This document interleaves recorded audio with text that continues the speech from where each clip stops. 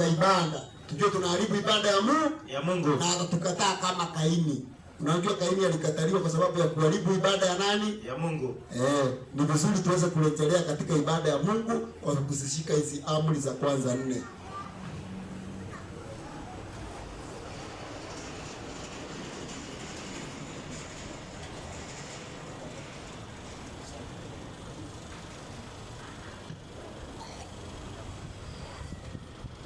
Kwa hivyo ni vizuri tujue ya kwamba amri za Mungu kama vile tumejifundisha, tujue hizo ndizo Mungu anahitaji watu wazishike. Na kazi nyingine Mungu hakutaki mfanyie kubwa, anataka usishike amri zake. Msomaji? Ndio. Katika kitabu cha Kumbukumbu la Torati 10:12 inasema nini? 10:12 inasema nini? Kitabu cha Kumbukumbu la Torati.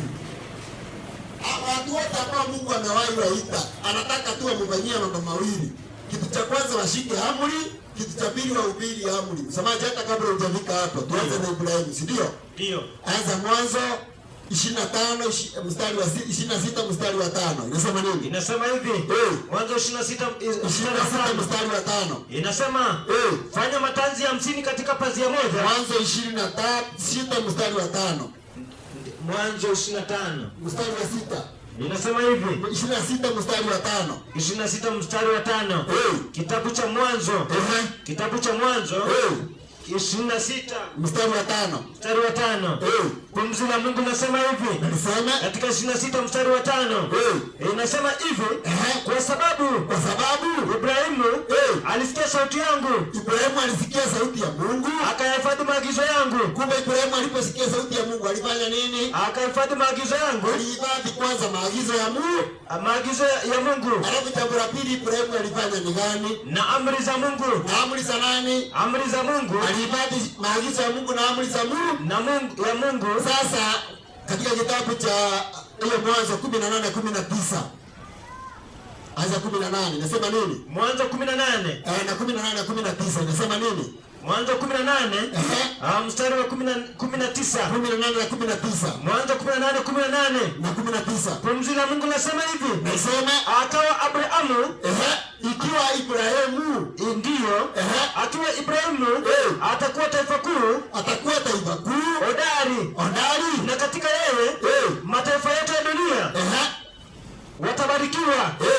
Kwa maana nimemjua ya kwamba atawaamuru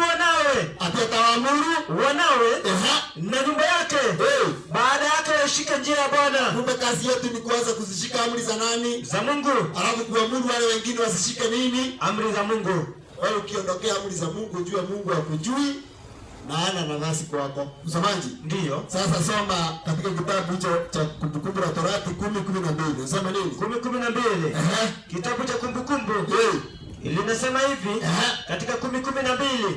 Na sasa Israeli, Bwana Mungu wako anataka nini kwako? Sasa Israeli, Bwana Mungu wako anataka nini kwako? Ila umche Bwana Mungu wako. Na kwenda katika njia zake zote. Na kumpenda. Na kumtumikia Bwana Mungu wako kwa moyo wako wote. Kwa hiyo Mungu anataka uzishike amri za nani? Za Mungu. Hiyo kitu ambacho hiyo ndio ibada ya Mungu. Hizo zingine wajana nazo kwanza. Ibada ya Mungu ni kuzishika amri za nani? Amri za Mungu. Usikuanzia hapo. Hiyo nyingine yote ni makelele kwake. Na hata saa hii maandiko yanasema hapa ndipo kwenye subira ya watakatifu wazishikao amri za Mungu. Ufunuo 14:12 inasema nini? Inasema hivi katika 14:12 kitabu cha Ufunuo. Hapa ndipo penye subira ya watakatifu hao wazishikao amri za Mungu na imani ya Yesu. Sio hiyo? Kwa hiyo ni vizuri tuweze kurejea katika amri za Mungu, na hiyo ndio tumefanya tukuje hapa turejeshe watu katika njia za Mungu. Kwa maana dunia makafiri wameingia katikati ya watu wa Mungu na wameharibu watu mambo ya ibada ya Mungu, na wameharibu watu na kuwaondoa katika kushika amri za Mungu. Kwa hivyo mwalimu wetu wa unabii atakuja kutuelezea vile makafiri waliingia na vile wamebadilisha amri za Mungu na kuharibu ibada ya Mungu, mpaka saa hii makanisa yote yameunganishwa yote katika upotofu ama kuvunja amri za Mungu na maagizo ya Mungu. Kwa sababu hiyo tutafanya ombi ili tuweze kumpisha mwalimu huyo mwingine kwa ajili ya masaa. Tuweze kupata ombi. Mtakatifu na Mungu wetu ishie mahali pa juu mbinguni, Baba wa Bwana wetu Yesu Kristo, ni asante kwa upendo wako ulio mwingi, jina lako litukuzwe na lihimidiwe. Unatukirimia neema, unatufundisha kupitia kwangu mimi mtumishi wako mdhaifu, na kusihi unisamehe ikiwa nimenena maneno ya kiburi ama maneno ambayo Mungu wa neema hayakuinua jina lako bali yameniinua. Na kusihi unisamehe, lakini yale ambayo Mungu wa neema imekuinua utukuzwe, kwa maana wewe ndiye Mungu. Tushindanie kwa nguvu za giza, na ili Mungu wa neema tuweze kusimamia haki yako na kweli yako, na neno lako liweze kuwa taa mwongozo wa hatua zetu. Neema yako itutoshe, hata mwalimu yule anayekuja kunena, Mungu wa neema umuongoze kwa nguvu za Roho yako Mtakatifu. Nguvu za giza zisije zikamkaribia. Tumzingira Mungu wa neema ili anene yatokayo katika neno lako Mungu wa neema, ili neno lako lisichanganyishwe na jambo lolote lile. Roho wako ututoshe, wanaotusikiliza uweze kuwapa pia kufunua masikio yao, na waweze kuelewa mapenzi yako. Nikupitia jina la Mwana Yesu Kristo tumeomba na hata kuamini. Amen.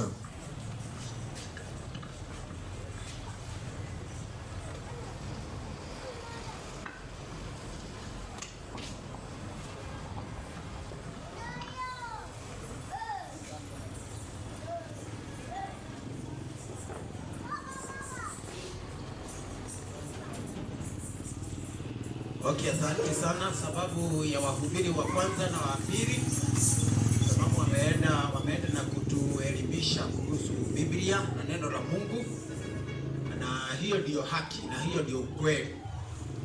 Hiyo ndiyo ukweli, na nikuambia watu wengi katika dunia hawapendi ukweli, isipokuwa ni wale wanasikia wanapenda ukweli huu ujumbe. Na nikuambia, ukiona watu wengi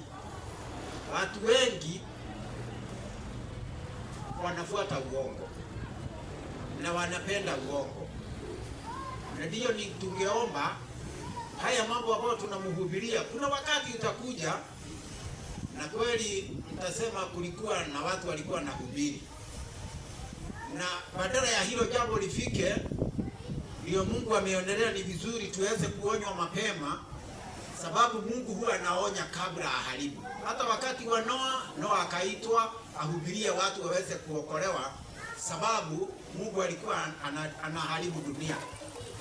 Akasema, kabla niharibu dunia kwa maji, waacha nitoe mjumbe kwanza. Kwa hivyo ningeomba kila mmoja wetu tuweze